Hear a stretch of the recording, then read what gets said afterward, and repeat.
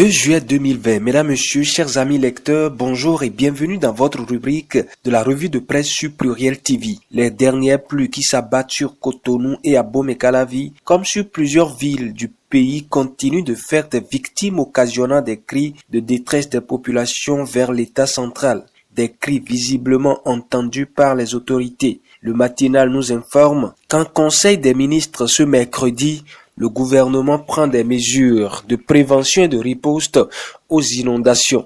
Tchakpata pour sa part a écrit en manchette que le gouvernement a entendu le cri de détresse des populations et à cette fin, le ministre de l'Intérieur est instruit. Selon le docteur Théodore Adjakpa, un spécialiste des risques et catastrophes, dans un entretien accordé au quotidien Fraternité, le désordre de Cotonou s'est transporté à Abomey-Calavi. En tout cas, il est clair.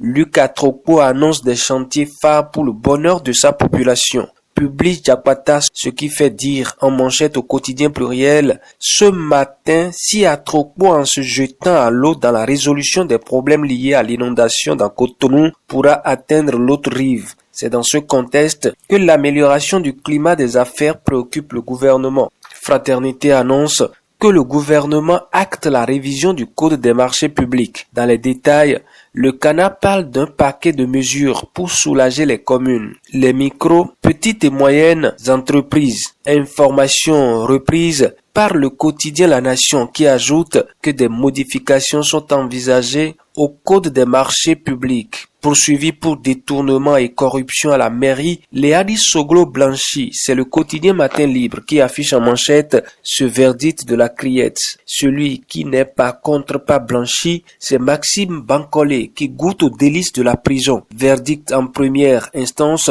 dans une affaire de parcelle Le Lien à un Chinois. Pluriel nous apprend ce matin que le tout-puissant huissier écope de 4 ans de prison ferme. Et sur la question de la tentative de coup d'État déjouée, le matinal écrit ce jeudi qu'il appartient à la criette de nous situer, reprenant ainsi les propos du porte-parole du gouvernement, Maître Alain Orunla. Du social pour finir cette revue de presse, le club Inerwell au chevet des écoliers de Pobey. C'est le quotidien Pluriel qui nous fait le point de cette action sociale à l'endroit des écoliers de la commune de Pobey. Ce sera tout pour cette revue de presse. Merci à chacun et à tous de nous avoir suivis. Portez-vous bien et excellente journée à vous.